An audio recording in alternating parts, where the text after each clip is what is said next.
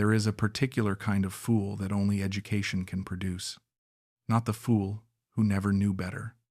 The fool who spent 30 years teaching others how to think and then stopped doing it himself. Evan Blakely had a PhD in economics, 3 decades of academic leadership, and a mind that had evaluated thousands of research papers, grant proposals, and institutional budgets. He was one of the sharpest analytical minds in his field. And in Makati, Philippines, a woman named Kimberly Reyes took $465,000 from him without producing a single document he ever independently verified. This is what happens when intelligence becomes its own blind spot. She was explaining liquidity ratios to me like I didn't have a doctorate in economics, and I was nodding along like she was the smartest person in the room. That should tell you everything.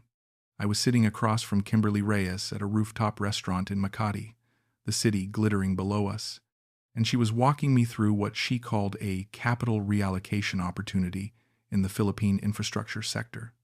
She used the right vocabulary. She paced her argument well. She anticipated 2 of my objections before I raised them. And I sat there, 70 years old, 30 years as a dean of one of the better economics departments on the East Coast, and I thought to myself, this woman knows what she's talking about. What I didn't think was, let me verify that. I need to back up and tell you about the man I was before Kimberly, because the story doesn't work if you don't understand the specific shape of my arrogance. My name is Evan Blakely. I was born in Hartford, Connecticut. I did my undergraduate work at Williams, my PhD at MIT, and spent the bulk of my career at a university in Boston, where I eventually became Dean of the College of Economics and Social Sciences, a position I held for 19 years before stepping down at 68 and taking a 2-year phased retirement. My research focus was behavioral economics, which is the study of how people make irrational financial decisions. I published 4 books on the subject. I taught courses on cognitive bias and decision-making errors to graduate students for 2 decades. I want you to sit with that for a moment. I was a specialist in the academic study of why intelligent people make bad financial decisions. I had written peer-reviewed papers on overconfidence bias, on the ways that expertise in one domain creates false confidence in adjacent domains, on the psychological mechanisms that allow educated, capable people to be manipulated by persuasive communicators. I knew all of it. I had written about it, and it made absolutely no difference. My wife Margaret passed away 3 years before I went to the Philippines. Pancreatic cancer, the kind that doesn't give you much time between the diagnosis and the end. We had 38 years together and 2 daughters, Claire in Chicago and Sophie in Edinburgh, and the apartment in Boston after she was gone was a particular kind of quiet that I don't have academic language for, which is saying something for a man who has academic language for most things. I had colleagues who suggested grief counseling. I had read the relevant literature on bereavement, naturally, and understood intellectually what the process looked like and what healthy adaptation involved. Understanding something intellectually and living through it are, as I now know in ways I did not know at 67, very different experiences. My younger colleague at the university, a behavioral economist named Priya, who had been a kind of unofficial daughter to Margaret and me over the years, was the one who suggested the Philippines.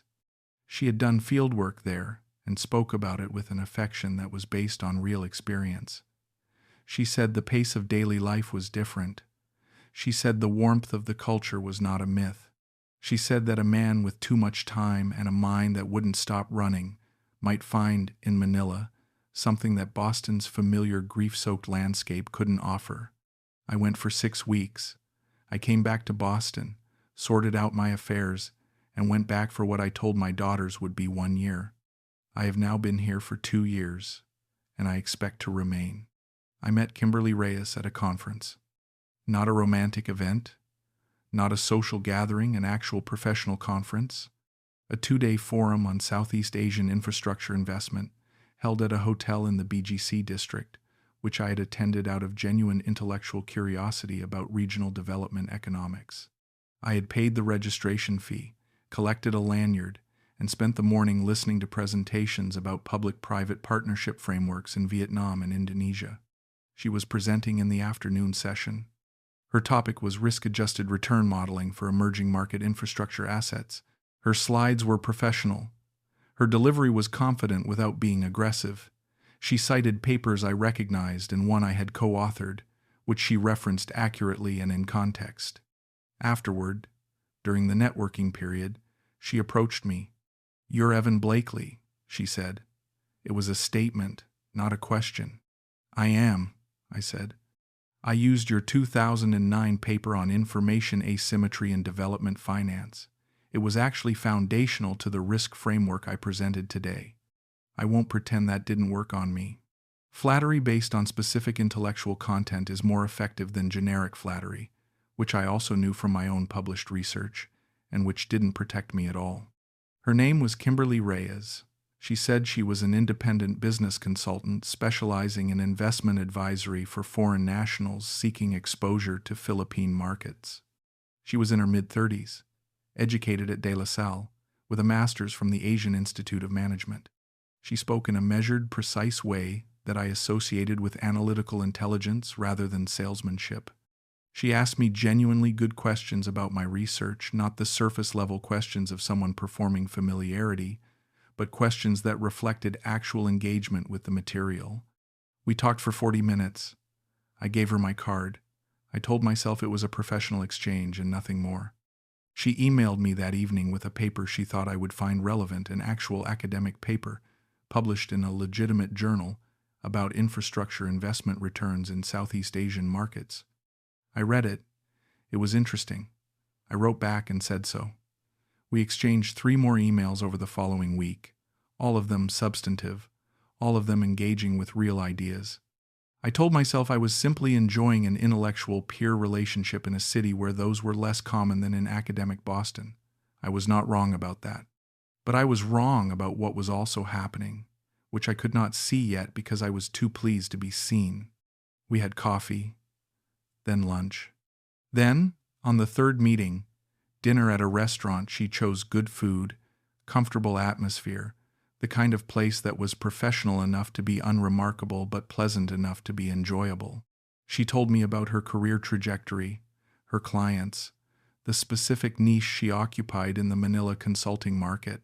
She asked me about my work, about Margaret, about what had brought me to the Philippines at 70. She was a good listener in the active sense. She retained and returned to things I had said earlier in the conversation. Over the following month, we met 8 or 9 times. The meetings moved gradually from professional to personal in the way that things do when 2 people are spending regular time together and one of them is doing the moving deliberately and the other doesn't notice because he is too busy feeling fortunate. She never pushed. That was the part I would later understand as the most sophisticated element of what she was doing. She never rushed.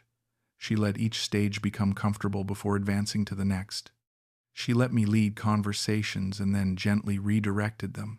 She showed interest in my ideas and then, incrementally, began sharing her own, starting with intellectual content I could evaluate and respect, and then, over time, adding layers of personal warmth and apparent vulnerability that I had no framework to scrutinize the way I could scrutinize an academic argument. My daughter Claire called me in my 2nd month in Manila. She is 41, a lawyer, and has the same precise, skeptical intelligence that Margaret used to say she got from me and Claire says she developed in self-defense against me.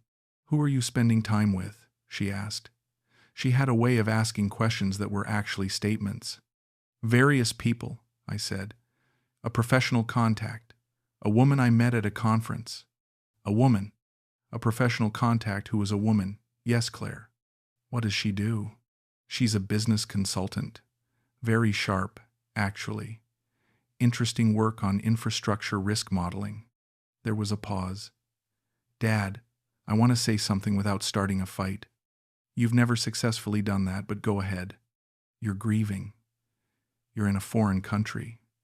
You're lonely in ways you probably haven't admitted to yourself yet. And you're spending time with a younger woman who is telling you that you're interesting and impressive. I just want you to be careful." "I appreciate your concern," I said, in the tone I used in faculty meetings when I appreciated nothing of the sort. "I know that tone," she said. "I invented that tone. We moved on to other subjects. After we hung up, I sat with the conversation for a moment and then set it down in the category of well-intentioned overprotection by a daughter who did not fully understand what I was or wasn't doing. I was wrong to put it there. But I did. The investment proposal came in the third month.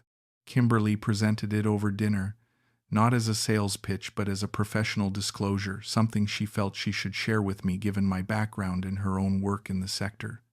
She said a consortium of Philippine infrastructure developers was seeking foreign anchor investors for a renewable energy project in the Visayas region. The project had, she said, conditional government endorsement through a regional development authority, a credible local construction partner already under contract, and a return structure that was conservative by the standards of the asset class. She pushed a folder across the table. Clean design, detailed contents, executive summary, project overview, financial projections, regulatory framework, risk analysis. I read the executive summary at the table. I asked 3 questions. She answered all 3 with specificity. I told her I'd want to look at the full documentation before any further conversation. She said, "Of course, take all the time I needed," and changed the subject. I took the folder home. I read it that night. It was well constructed, not glossy brochure constructed, but analytically constructed. The financial projections were internally consistent. The risk section acknowledged real risks rather than papering over them, which I had always considered the tell of fraudulent investment materials. The regulatory framework cited actual legislation. The construction partner was named. I told myself I was being appropriately thorough. I was not. I was reading documents that had been designed to be read by someone with my specific background, and I was applying only the scrutiny that the documents invited, which is not the same as real scrutiny. Real scrutiny would have meant calling the Regional Development Authority directly to verify the conditional endorsement. It would have meant running the named construction partner through public records. It would have meant finding an independent attorney in Manila to review the legal framework. It would have meant calling Priya at the university and asking her to review the documents with fresh eyes. I did none of those things. Instead, I made a list of additional questions for Kimberly and brought them to our next meeting, and she answered all of them, and I noted that she answered them well, and I concluded that a person who could answer my questions well must therefore be legitimate. This is the failure I have spent the most time examining. Not the naivety of it. I had enough self-awareness to know that what I was feeling for Kimberly had compromised my judgment. What I could not fully account for was the specific mechanism by which my professional competence became a liability rather than a protection. My whole career had been built on evaluating arguments. When Kimberly presented a well-constructed argument, my evaluative instinct said, "This is well-constructed, therefore it is credible." But the instinct was evaluating the argument, not the underlying reality, and those are different things. A well-constructed lie is still a lie. I knew that. I had written about it. I wired the first tranche in month 4, $150,000, framed as an initial position that would give me preferred investor status before the round closed to additional foreign capital. Kimberly provided wire instructions, a corporate account in the name of a Philippine holding company whose name matched the project documentation. I remember sitting at my laptop, the transfer form open, and running through one last internal checklist. I had reviewed the documents. I had asked questions. I had done due diligence. What I had actually done was conduct a careful evaluation of material that had been specifically designed to pass a careful evaluation. That is not due diligence. Due diligence is verifying the underlying facts, not assessing the quality of their presentation. I had graded the packaging and called it an inspection of the contents. The wire went through on a Tuesday afternoon. Kimberly texted me 20 minutes later. "Confirmed received. Welcome aboard, Professor.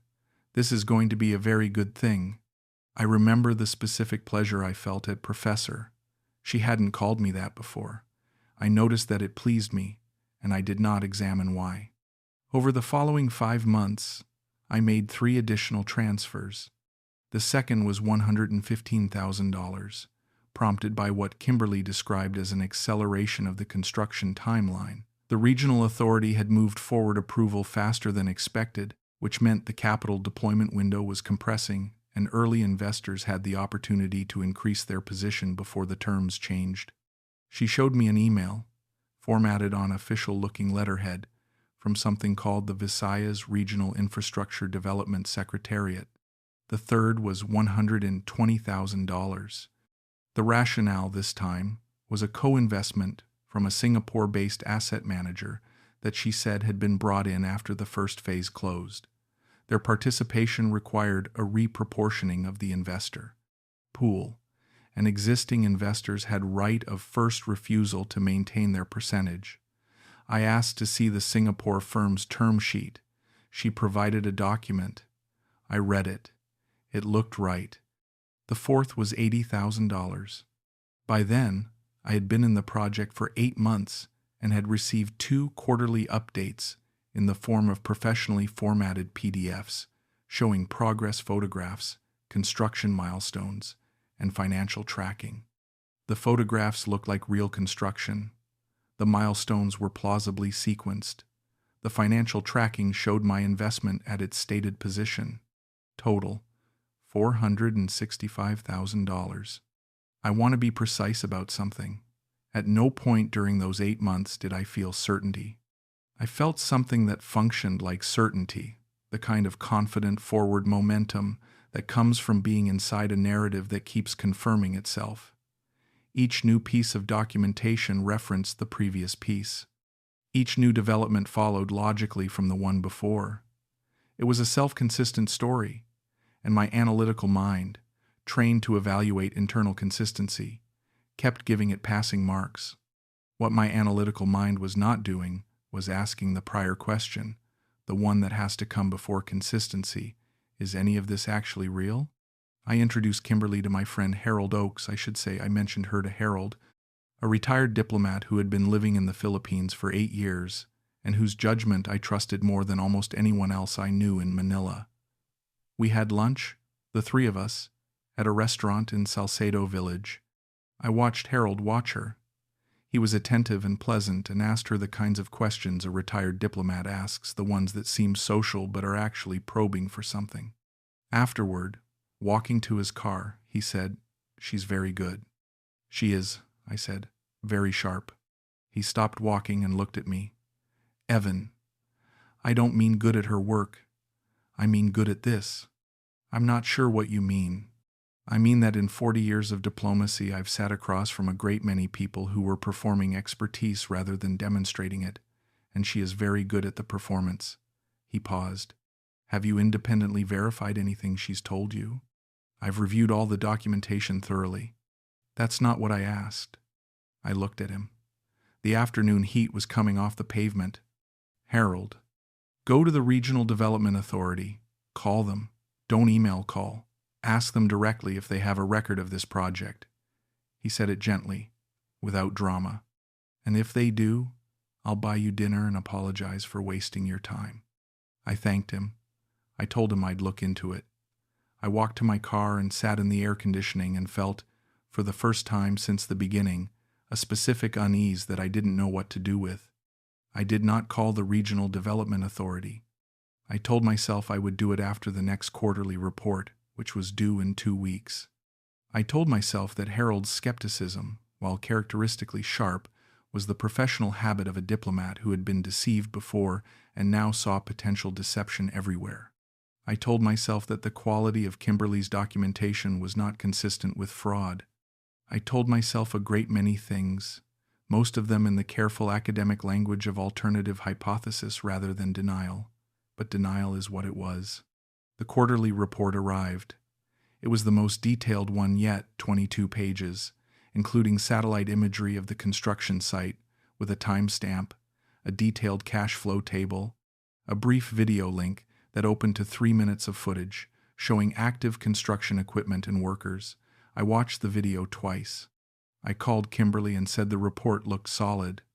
"It's coming together faster than we projected," she said. "The site team is ahead of schedule. I'll have better return estimates for you next month." "That's good to hear," I said. "Are you free Saturday? There's a dinner I've been invited to." Some of the other investors will be there. I think you'd enjoy meeting them." I said yes. The dinner was at a private room in a hotel in BGC, 8 people, including Kimberly and myself. The other 6 were introduced as fellow project investors: 2 Australians, a German, a retired Singaporean banker, and a couple from California. They spoke about the project with easy familiarity. They asked each other questions about their respective entry points and positions. The Californian, a man named Gary who said he was a former software executive, told me he had been in since the beginning and had already received his first partial distribution.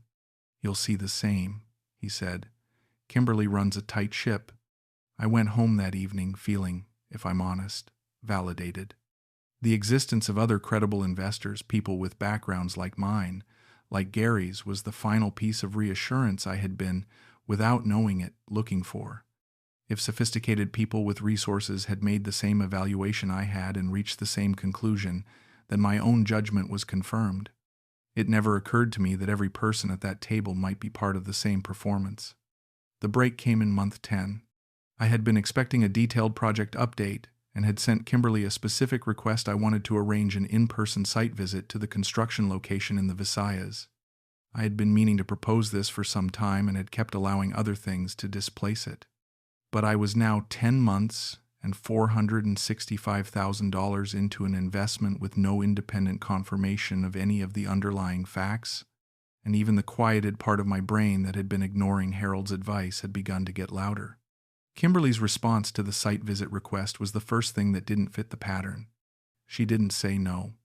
She said the site was currently in a restricted access phase due to a provincial regulatory requirement, something about insurance liability during an active construction phase, and that visits would be possible once that window closed, which she expected to be in about 6 weeks. She offered instead to arrange a call with the site project manager. The call happened. The project manager spoke in Tagalog-accented English with evident technical fluency. He described the site progress in specific terms. He answered my questions about the construction methodology with the kind of detail that suggested real knowledge. But I noticed something after the call ended. He had not known one thing. I had asked a specific detail about the soil composition data from the initial site survey, which had been referenced in the original project documentation. He had said he'd need to check with the technical team and get back to me. It was a small gap, easily explained. But it was the first gap I had noticed in 10 months of perfectly consistent documentation, and my academic brain, trained to notice when data sets have anomalies, would not let it go. I didn't tell Kimberly about the gap. I went home and I did something I should have done in month 1. I searched for the Visayas Regional Infrastructure Development Secretariat. The Philippine government has extensive online infrastructure. National agencies, regional bodies, local government units, most of them have web presence, contact directories, and some level of public record. I spent 3 hours looking for any record of this secretariat. I found nothing. No website. No entry in any regional government directory. No reference in any news article or public procurement database. The name appeared nowhere except in the letterhead document Kimberly had given me 8 months earlier. I sat at my desk for a long time after that. Then I found the name of the construction company that had been listed as the project's primary contractor, a real company, listed in Philippine business registries. I found a contact number and called it the following morning.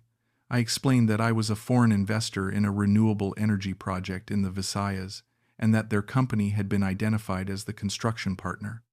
The woman who answered transferred me to someone in business development. I described the project, its name, location, timeline, the holding company through which my investment had been processed. There was a pause. "Sir, I'm not familiar with any project matching that description in our current portfolio. Can you tell me who gave you our name?" I told her I had seen it in investor documentation. "I can check our records," she said. "But I want to be clear, we have no active projects in that region under that name. If someone has represented us as a partner in a project we have no knowledge of, that would be something we'd want to know about." I thanked her. I ended the call. I sat in my apartment with the air conditioning running and the city going about its business outside, and I understood what had happened. Not partially, Fully. All of it.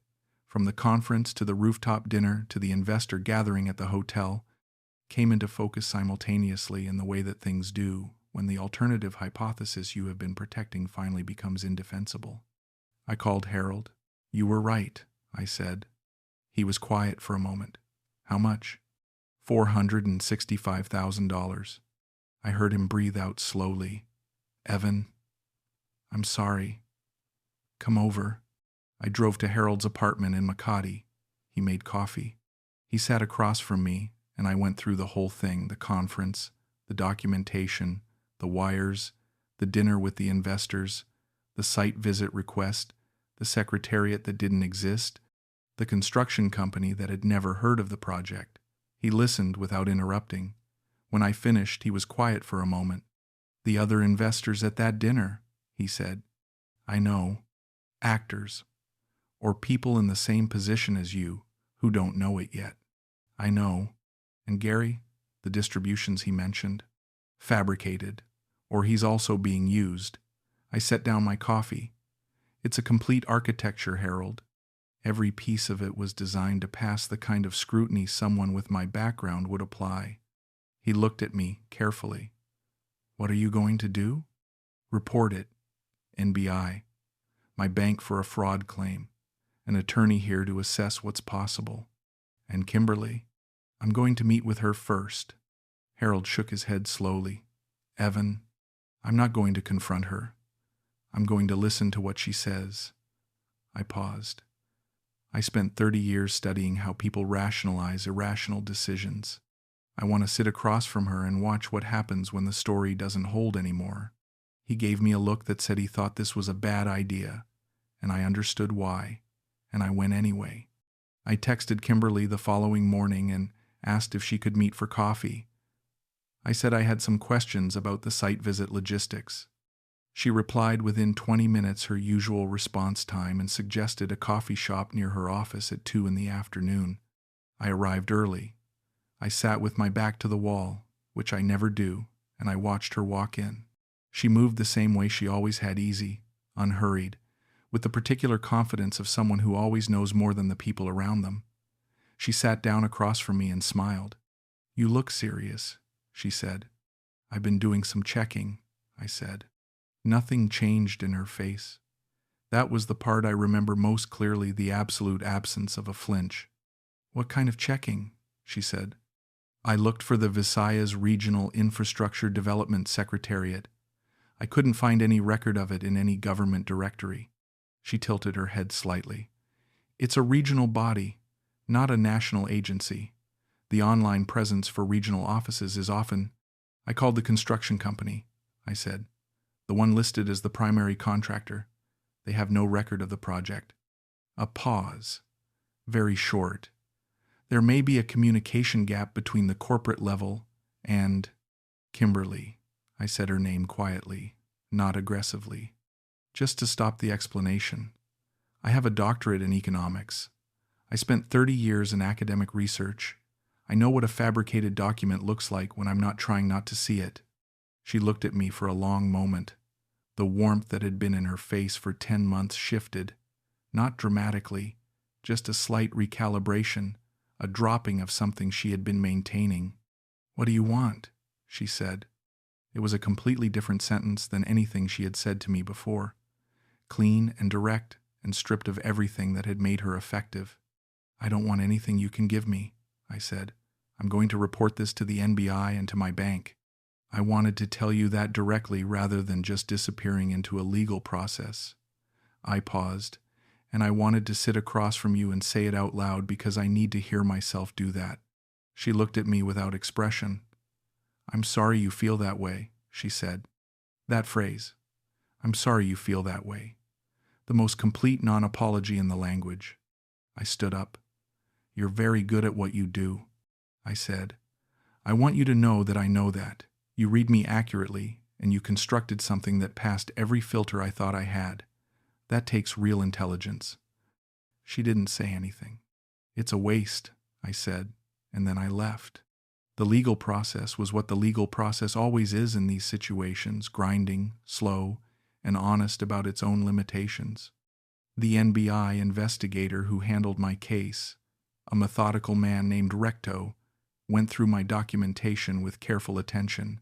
He confirmed that the Secretariat did not exist and had never been a registered government body. The holding company through which my wires had gone had been registered 11 months earlier, 1 month before the conference where I met Kimberly, and had been dissolved within weeks of my final transfer. Recto told me recovery was unlikely. He said it in the plain, direct way of someone who had said the same thing many times and did not see the point in softening what was true. I thanked him for his honesty. My attorney in Manila, a sharp woman named Addie Santos, who had been recommended by Harold, filed the formal complaints and was equally honest about the probable outcomes. The funds were gone. The trail, by design, was thin. The legal process could take years and would probably produce nothing recoverable. I called Claire from my apartment the evening after meeting with Addie Santos. I told her everything. The conference, the months of meetings, the transfers, the discovery, all of it. I told it in sequence, without editing out the parts that reflected badly on me, which were most of the relevant parts. She listened without interrupting, which was not her natural mode, and I knew she was working very hard to hold herself still. When I finished, she said, "Are you okay?" "Financially, no. Personally, I'm working on it." "Dad," a pause. "I said some things on that call months ago." "You were right," I said. "You were exactly right. You saw it, and I dismissed it. I want to say that directly." Another pause. "I'm not saying I told you so. I know you're not. I'm so sorry this happened." "I knew better," I said. "That's the part I have to sit with. I had every tool to see this clearly, and I chose not to use them. Not because I was stupid, because I wanted something to be real, and so I let it be real." Claire was quiet for a moment. "What did you want to be real?" It was a question from a lawyer who already knew the answer and thought it was worth making me say it. "The connection," I said. "The feeling of being taken seriously by someone who wasn't doing it out of obligation or professional courtesy. The sense that my mind was still interesting to someone who didn't already know me." I paused. "After your mother died, I became very efficient at being alone. And efficiency isn't the same as being okay." Claire didn't say anything for a moment. When she spoke, her voice was different, softer, more careful. "Sophie and I have been worried about that. Not the Philippines specifically. Just you've been very alone. I know. We should have said more. You said things. I didn't want to receive them. We talked for another hour. Not about Kimberly or the money, about Margaret, about what the years since her death had actually been like for me, about the difference between managing grief and moving through it. It was, in the specific emotional texture of it, the kind of conversation I had been avoiding since the funeral. My daughter Sophie called from Edinburgh the following day. She had been briefed by Claire, with my permission, and she approached the conversation differently than Claire had, less like a lawyer, more like someone who simply wanted to know that her father was still in one piece. "Tell me what you're going to do now," she said. "I'm going to stay in Manila," I said, "and I'm going to stop pretending that having a PhD protects me from things that have nothing to do with academic knowledge." She laughed quietly. "That's very specific self-awareness. I spent 30 years studying cognitive bias. I should be able to diagnose my own." "Can you?" "I can now," I said. "In retrospect. That's the window I was working with, apparently. The financial damage was real and required real adjustment. $465,000 was a significant portion of my retirement savings, not all of it, but enough that the landscape of my remaining years looked different after than before. I had a conversation with my financial advisor in Boston, a pragmatic man named Phil, who had managed my retirement accounts for 15 years, and we recalibrated. The pension from the university was intact. Social Security was intact. My remaining savings, adjusted and rebalanced, left me with a workable retirement if I was careful and did not mistake workable for comfortable. Phil, to his credit, did not lecture me. He asked the necessary questions, processed the numbers, and said, "This is survivable, Evan. It's not what we planned for, but it's survivable. Let's figure out what the new plan looks like." I appreciated that more than I told him. I spent the weeks after the legal filings doing something I had not done in the 2 years since arriving in Manila, really examining why I was here and what I was actually looking for. Not the stated reasons, which were true enough as far as they went: the climate, the culture, the intellectual stimulation of a new environment. But beneath those, what I found, when I was honest enough to look, was that I had come to the Philippines partly to escape being a widower in Boston. Being in Manila meant I was Evan Blakely, retired dean, interesting expat, a man doing something unexpected and slightly adventurous. I was not the man who came home to an apartment where his wife's books were still on the shelf because he couldn't decide what to do with them. I was not the man who ate dinners alone at the kitchen table they had bought together in 1987. I was someone else here, or could be, and that someone else was easier to be than the real version. Kimberly had seen that. She had seen it before I had, which is the embarrassing thing. She had identified the gap between the persona I was maintaining and the actual emotional condition underneath it, and she had stepped into that gap with precision and patience, and I had let her because I had been too proud and too defended to acknowledge that the gap existed. The arrogance of education is a specific thing. It's not the generic arrogance of someone who thinks they're better than others. It's the belief that intelligence is a protection, that having thought carefully about a class of problems makes you immune to experiencing those problems. I had thought carefully about emotional manipulation, about cognitive bias in financial decisions, about the ways that personal need overrides analytical judgment. I had published papers about all of it, and I had believed, somewhere underneath the academic language, that my understanding of these mechanisms was a kind of inoculation. It was not. It was something closer to the opposite. Because understanding a mechanism intellectually can make you overconfident in your ability to detect it, and that overconfidence is exactly what a skilled manipulator knows to exploit. Harold came for dinner in late November. We sat on my small terrace with wine and the city below us, and he said, after a long, comfortable silence, "You're different." Am I? Less defended. You were always a little defended. Margaret used to say the same thing. I hadn't known that. She said that to you? She said it to both of us, once, at a dinner party. You'd gone inside for something. She said, "Harold, my husband is the most defended, openly warm person I've ever known. I've thought about it a lot since she died." I sat with that. Margaret would have been right. She usually was. "This experience cracked something open," I said. "It appears to have. That's an uncomfortable way to be cracked open. Most of the effective ones are." Priya visited from Boston in December. She had been following the situation by email and phone and had wanted to come since October, but I had told her to wait until the acute phase had settled. She arrived with her practical competence fully deployed within the first day she had reviewed the NBI case summary, asked Addie Santos 3 questions the attorney thought were excellent, and identified a regulatory avenue in the SEC complaint process that hadn't been fully utilized. After the practical business was done, we had dinner and she said, "How are you actually?" "Humbled," I said, "specifically and precisely humbled. That's not a bad outcome for a university dean." I laughed. It was the first real laugh I'd had in weeks, and it surprised me with how much it helped. I spent 30 years being the person who evaluated other people's thinking. I said, students, faculty, grant applicants.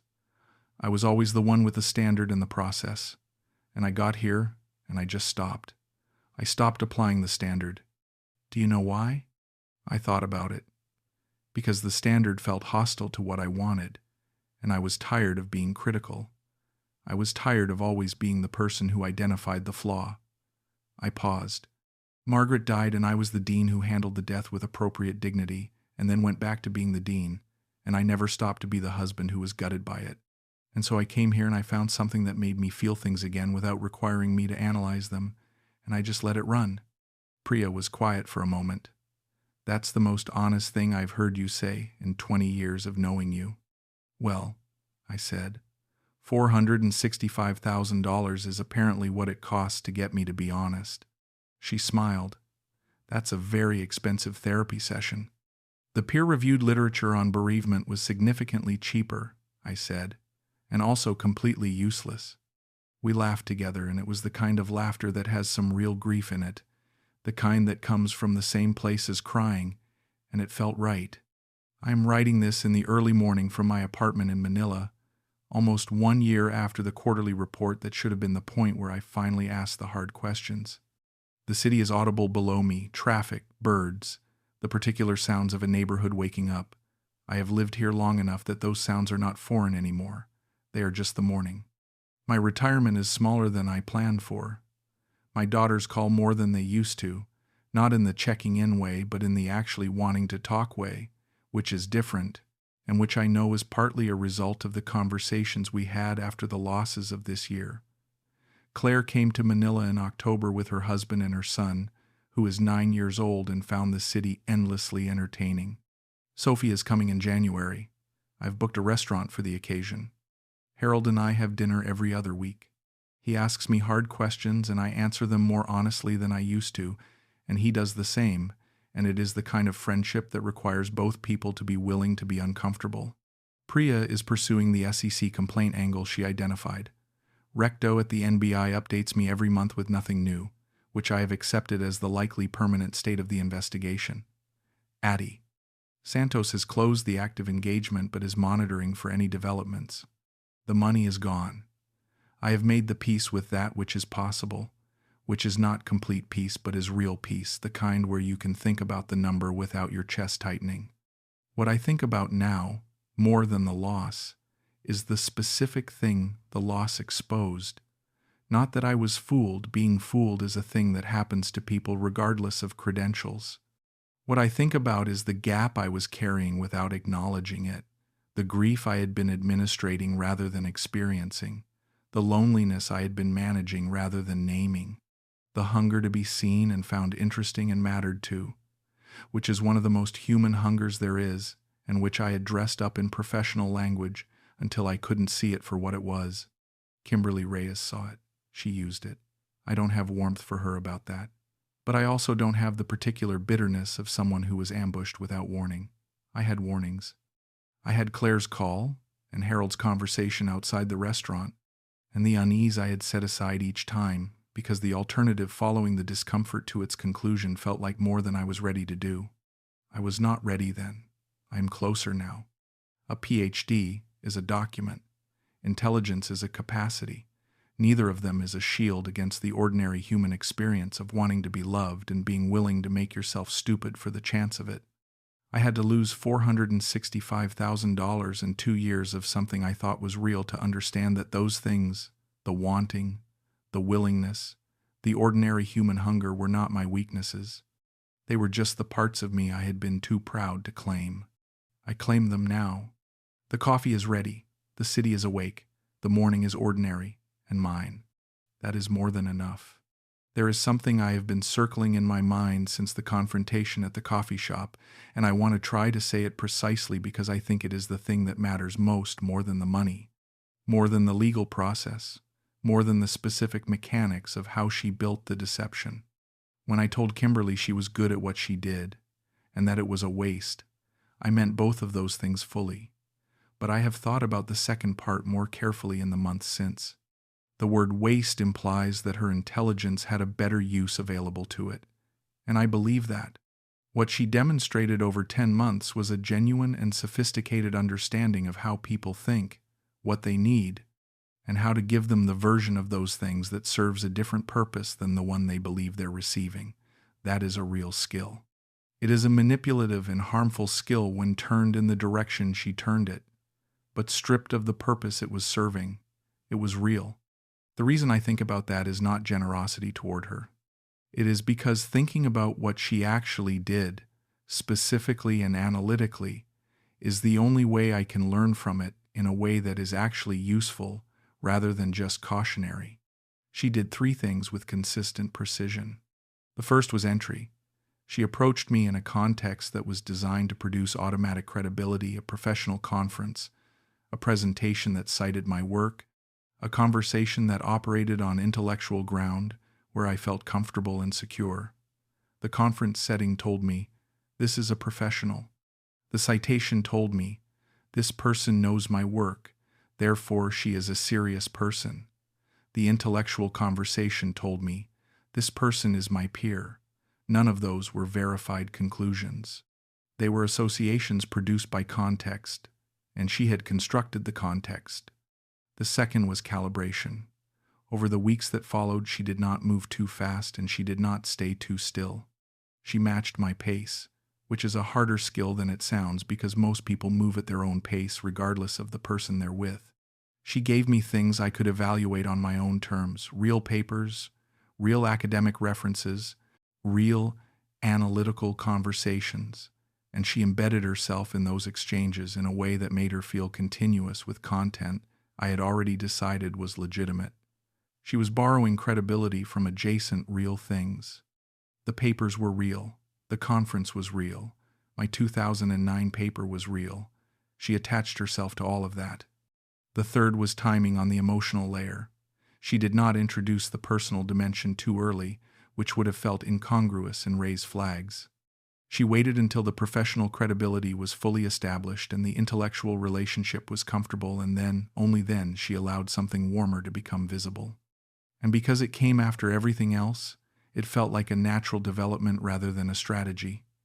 I had already decided she was intelligent and legitimate. The warmth felt like a discovered quality, not a deployed one.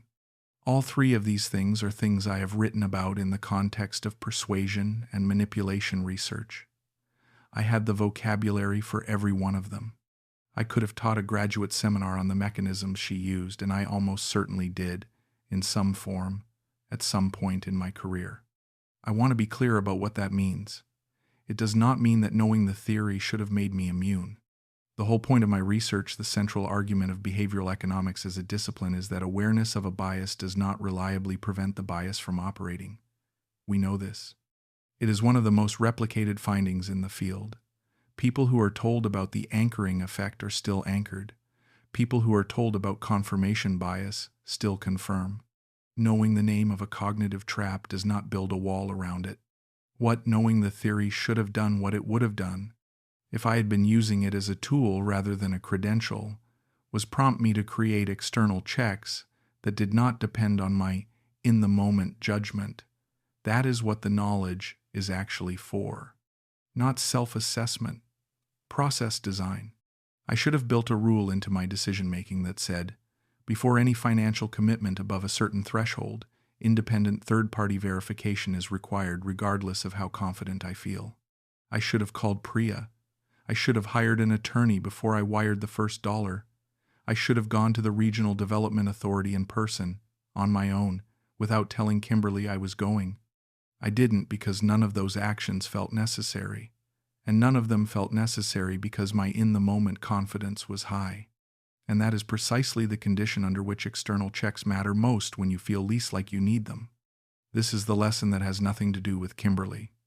It is about me, and about the specific vulnerability of expertise. Expertise makes you confident in your own evaluation. That confidence is usually earned and usually appropriate in the domain where the expertise lives. The problem is that confidence does not contain itself neatly within its own domain. It leaks. A man who is good at evaluating arguments starts believing he is good at evaluating everything, including people, including situations that are designed to defeat evaluation. The confidence becomes background noise that he stops noticing because it's always there. I stopped noticing it. I stopped asking myself whether my confidence was warranted and started treating it as a given. Margaret would have seen this. I am certain of that. She had a precise and unsentimental ability to observe the difference between when I was thinking and when I was performing confidence that I had already decided on. She called it the difference between my thinking face and my presentation face, and she said the presentation face showed up whenever I had an emotional investment in a particular conclusion. She said it gently and with humor, and she was right every time. I think about that often now. I think about the specific irreplaceability of a person who knew you well enough to see the thing you were not seeing in yourself, and loved you well enough to say it. I spent the year after Margaret died grieving the large things, the absence of her voice, the silence in the apartment, the specific quality of her attention that I had relied on for 38 years. I was not grieving the practical thing, which was the loss of the person who kept me honest, the person who was not fooled by the presentation face. Without her, I had no check on the confidence I performed. And so the confidence ran unchecked, until it ran me straight into a 10-month deception that cost me $465,000, and my self-satisfaction as someone who was too smart for things like this. I'm not too smart for things like this. Nobody is. That is actually the lesson of behavioral economics, and I knew it academically for 20 years before I understood it as something that was true about me personally. The gap between knowing something as a general proposition and knowing it as something that applies to you specifically is a gap that does not close through reading or reasoning. It closes through experience, usually the kind you wouldn't have chosen. I turned 71 in Manila in the late spring. Claire and her family were there, which was still new enough to feel like a gift. Harold brought a bottle of something very good. Priya called from Boston and talked for an hour. Sophie sent a recorded message from Edinburgh that made me laugh 3 times in 2 minutes, which is a rare rate for a 2-minute recording. It was a good birthday, the kind where you are surrounded by people who know you and have decided to remain in your vicinity anyway, which is the best thing a birthday can be. At some point in the evening, Harold proposed a toast and said something that I have been carrying with me since. He said, "To Evan, who at 70 has decided to be a student again, which is the only way any of us stay alive." He meant it partly as a joke and partly as the real thing, which is how Harold always says the real things, and I received it as both. He was right. That is what this year has been. A forced enrollment in the kind of curriculum that does not appear in any university catalog, the study of your own specific foolishness, your own specific hungers, your own specific blind spots, which are always the ones that look most like virtues until the moment they look like something else. I have been a student of other people's irrationality for 3 decades. I am now, belatedly, a student of my own. The tuition was extraordinary. The program has no graduation date. But I am, I think, learning things that the other curriculum, the one I taught for 30 years, was never going to reach me. Margaret would have found this very funny. She always said the most educational experiences were the ones that happened to you rather than the ones you designed. She said this usually in the context of parenting, which I also thought I understood theoretically, and which also turned out to be something that required actual experience to understand. I am sitting at my desk in Manila, with the morning coffee cooling beside me, and the notebook I have kept since arriving in the Philippines open to a page I filled last week. I use the notebook to think rather than to record, to work out what I actually believe about things rather than what I can make a coherent argument for. These are different exercises, and the second one, the one I trained myself in for 30 years, crowds out the first if I am not deliberate. I am trying to be more deliberate. The $465,000 does not come back. I have accepted that with the completeness that acceptance actually requires, not the formal declaration of acceptance, which comes easily to someone trained in analytical detachment, but the quieter daily acceptance that shows up when you think about the number without needing to do anything with the feeling that follows. Most days I can do that now. What I have instead of the money is a clearer view of myself than I have had since I was young enough to not yet know what I was defending against. I have 2 daughters who call because they want to rather than because they're checking a box. I have a friend in Harold who asks me real questions. I have a city I have genuinely learned to live in rather than simply occupy. And I have, for the first time in years, a working relationship with my own loneliness, not the managed version, not the efficiently administered grief that I brought here from Boston, but the actual thing, named and present and no longer dangerous because it's no longer secret. That is not a trade I would have chosen, but it is the one I have. I will take it.